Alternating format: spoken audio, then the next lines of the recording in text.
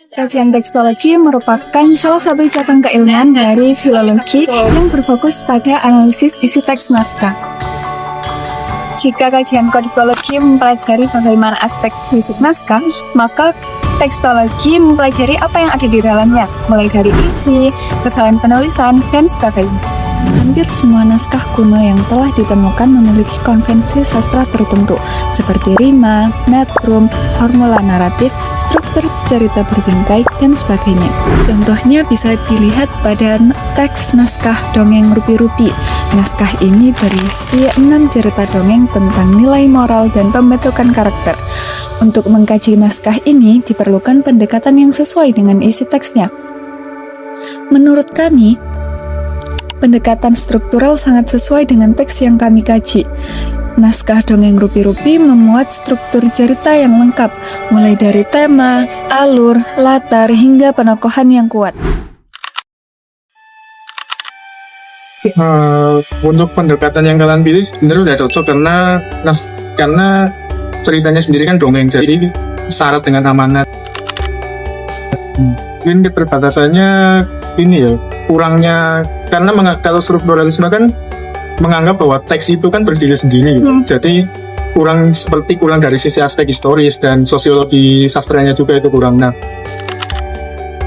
mungkin bisa pakai semiotika gitu ya. Jadi kan karena syarat ini juga bentuknya dongeng, jadi dia pasti punya simbol-simbol kebudayaan gitu kan.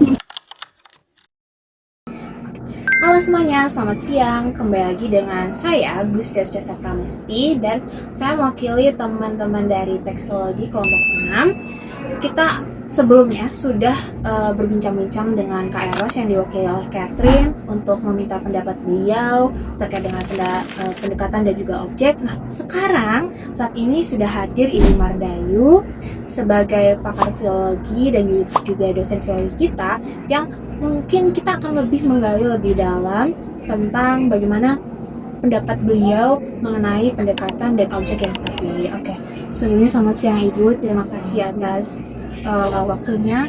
Boleh perkenalkan ke teman-teman? Halo semua, nama saya Mardayu Lansari, biasa dipanggil Dayu, atau mungkin teman-teman juga memanggil Mardayu. Saya salah satu dosen untuk minat filologi dengan fokus pada naskah Jawa, naskah beraksara Jawa, berbahasa Jawa seperti itu, dan objek yang dipilih oleh kelompok 6 ini, dongeng Rupi-Rupi, ini merupakan naskah beraksara dari bahasa Jawa ya. Jadi semoga saya bisa membantu kelompok 6 nih dalam mengerjakan tugas tekstologi. Kalau kita amati dari judulnya yaitu dongeng ya, jadi ini bentuknya seperti, kita bisa asumsikan ini bentuknya sama seperti karya sastra di masa sekarang kata saya. Jadi kalau mau dianalisis seperti menganalisis karya sastra modern itu sangat bisa.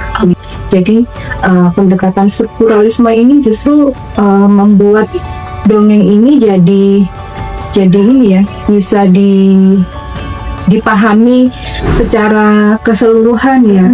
Jadi kalau bicara strukturalisme, semua hal yang ada dalam teks tersebut harus dikupas begitu ya. Iya betul. Jadi itu akan memberi wawasan tambahan atau pemahaman yang lebih mudah ya untuk pembaca gitu. Ada beberapa orang yang mengatakan bahwa analisis atau penggunaan atau pemanfaatan teori strukturalisme atau pendekatan strukturalisme itu sesuatu yang sederhana, yang mudah begitu ya. Karena istilahnya tinggal mencari, misalnya untuk tokoh dan penokohan tinggal mencari di dalam teks seperti apa gitu dan disebutkan seperti itu. Tapi saya rasa tidak ada yang mudah ya dalam pekerjaan ilmiah seperti ini.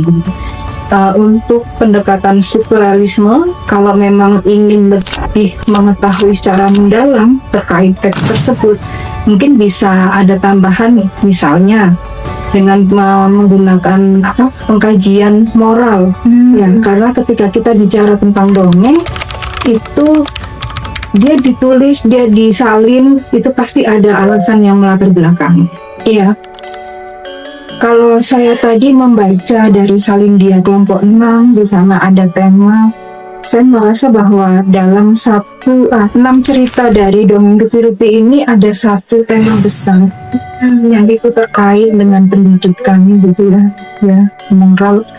Memang ketika kita bicara moralnya ini bagaimana disampaikannya seperti ada pendidikan, moralnya disampaikan dengan jalur atau cara pendidikan gitu. Bagaimana tadi ada cerita tentang si miskin, kemudian ada si buta dan si tuli, nah kayak seperti itu. Jadi saya rasa ini dongengnya sebetulnya masih relate ya dengan kehidupan kita sekarang gitu. Setelah mengetahui berbagai hal yang ada, dapat kita ketahui bahwa kajian tekstologi terhadap naskah dongeng Rupi-Rupi membuktikan bahwa memahami naskah kuno tidak hanya dari aspek fisik belaka, melainkan harus menyelami isinya secara eksplisit juga. Melalui pendekatan strukturalisme, jalinan unsur intrinsik yang kuat ini dapat dikaji secara sistematis sehingga hubungan antar unsur ini menjadi kunci utama dalam menangkap pesan moral dan membentuk karakter secara utuh. Analisis ini nyatanya membantu karya tersebut untuk terus dikenal dan juga dapat diimplementasikan di kehidupan modern. Nah, setelah belajar banyak hal melalui teks dongeng Rupi-Rupi, kita jadi tahu bahwa naskah tidak hanya sekedar lembaran kertas belaka, tetapi naskah juga berisi nilai warisan budaya yang berguna bagi masa depan bangsa. Kemudian, tekstologi juga mengajarkan kita bahwa setiap naskah memiliki tujuan yang besar masing-masing.